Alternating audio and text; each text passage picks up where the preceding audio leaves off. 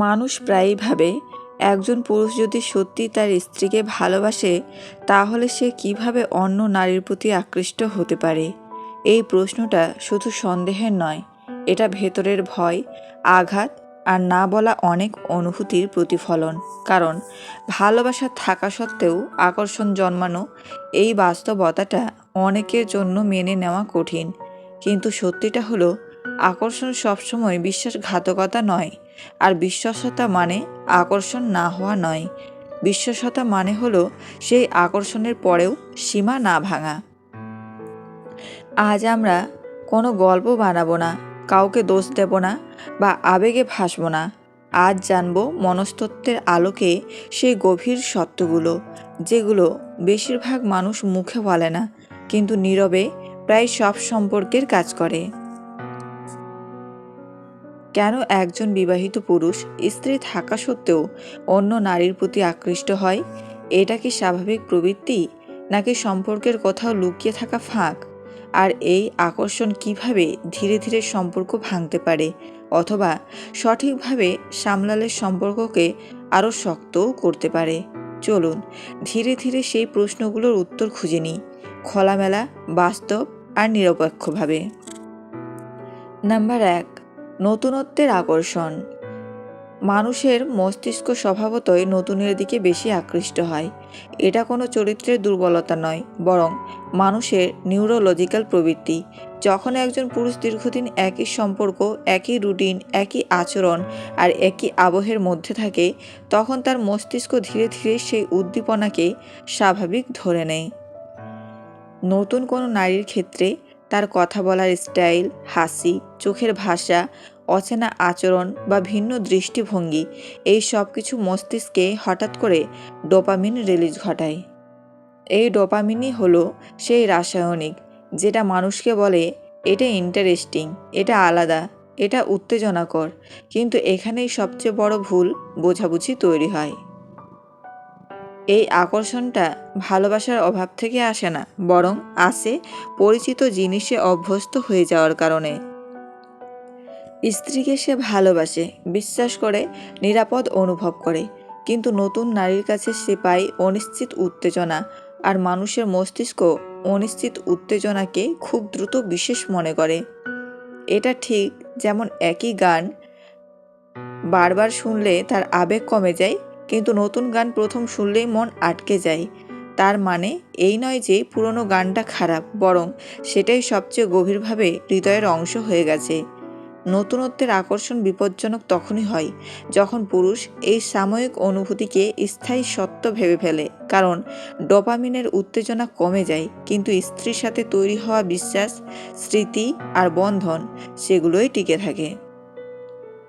তাই পরিণত মানুষ জানে নতুনত্ব একটা অনুভূতি, কিন্তু বিশ্বস্ততা একটা সিদ্ধান্ত।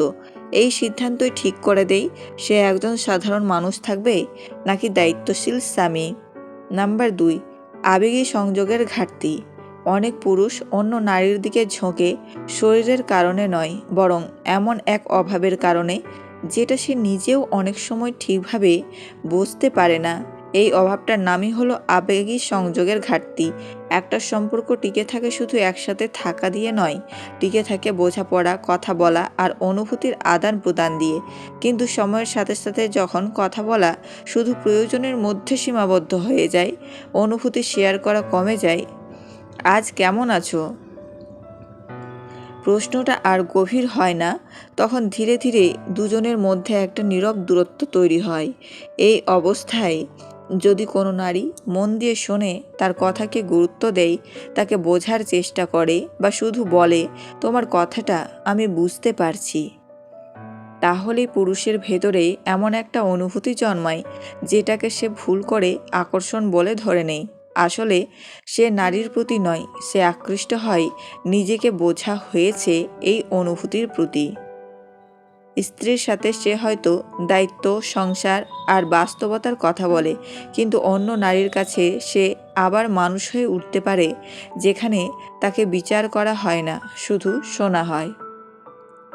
এটাই সবচেয়ে বিপজ্জনক জায়গা, কারণ এই আবেগী সংযোগ যদি স্ত্রীর সাথে ঠিক করা না হয়, তাহলে বাইরের কেউ খুব সহজেই সেই শূন্যতা পূরণ করে ফেলে। মনে রাখবেন, বেশিরভাগ সম্পর্ক ভাঙে বিছানায় নয়, ভাঙে কথোপকথনের বন্ধ হয়ে যাওয়ার জায়গা থেকে।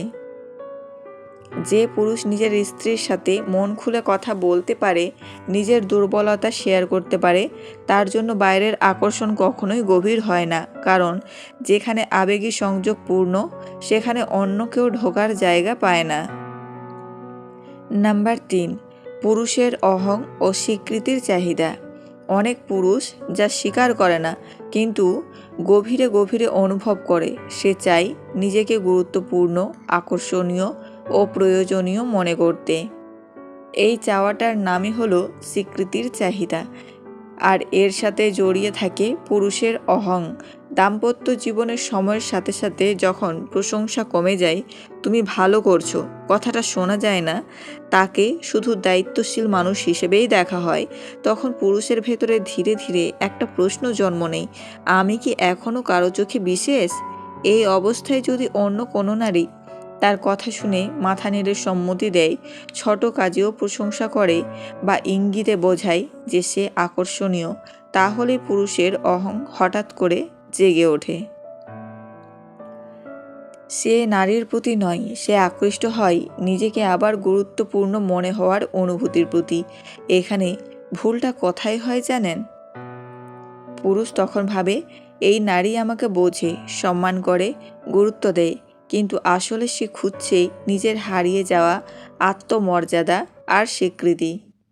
স্ত্রীর কাছে সে হয়তো স্বাভাবিক, চেনা জানা মানুষ, কিন্তু অন্য নারীর কাছে সে হতে পারে বিশেষ কেউ।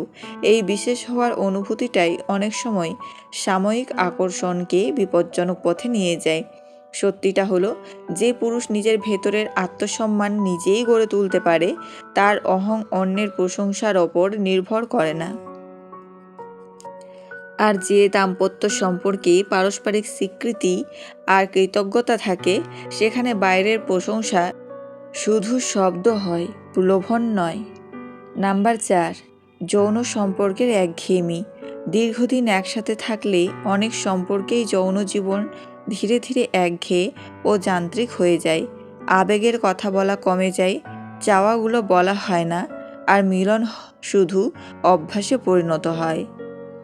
এই সময় অন্য কোনো নারীর প্রতি আকর্ষণ তৈরি হলে তা অনেক সময় নতুন কল্পনা ও উত্তেজনার খোঁজ থেকে আসে, স্ত্রীকে ভালোবাসা কমে যাওয়ার কারণে নয়। এখানে সমস্যা শরীরে নয়, সমস্যা হলো আবেগ আর যোগাযোগের অভাব। যেখানে কথা বলা খোলা থাকে, সেখানে একঘেয়েমির জায়গা কমে যায়। নাম্বার 5, সামাজিক ও ডিজিটাল প্রভাব।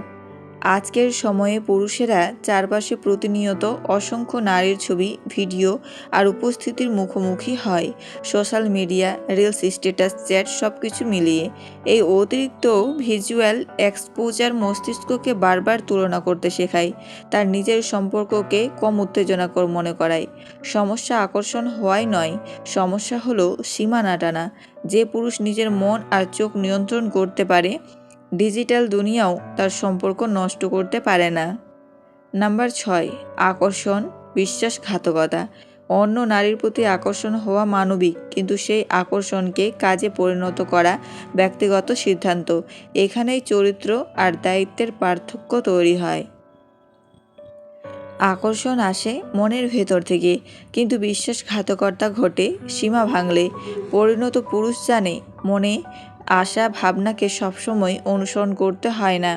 সত্যিকারের ভালোবাসা মানে আকর্ষণ না হওয়া নয়, আকর্ষণ হওয়ার পরেও নিজের সম্পর্ককে বেছে নেওয়া।